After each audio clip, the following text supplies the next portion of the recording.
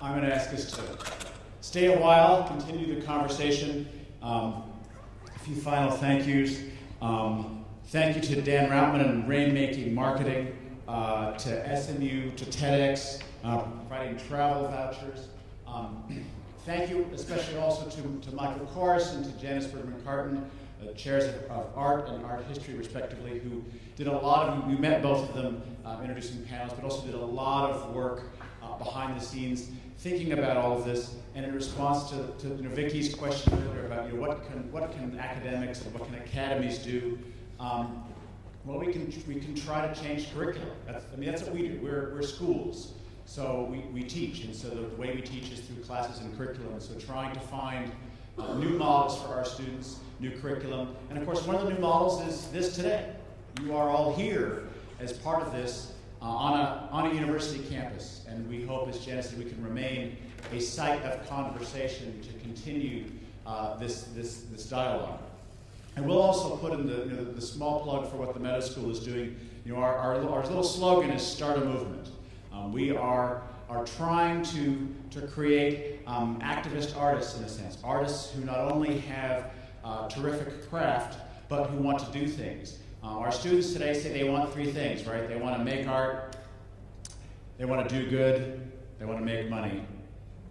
I think that's fine. They want to do all things. Someone asked the question earlier about the money. They want it all. And I noticed what's in that. What I like about that is that it doesn't include be famous, because that's what art schools often promise, but they can't deliver. All right? Art schools are always talking about our famous alumni, and I want to talk about our alumni who are making money, doing good, making art. That would be a great thing for an art school to be famous for. It's something we're trying to do here with our new program in entrepreneurship and with our Start a Movement program. So thank you to Michael and Janice for helping move that along. My thanks again to Ann Pashanak for being here, for creative time, and for starting all of this dialogue.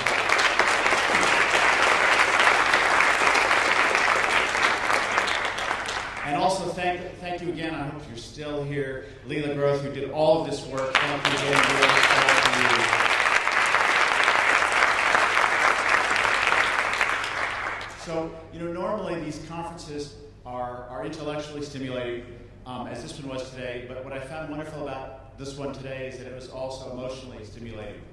If you didn't find an example somewhere that touched your heart, I don't know what to do for you.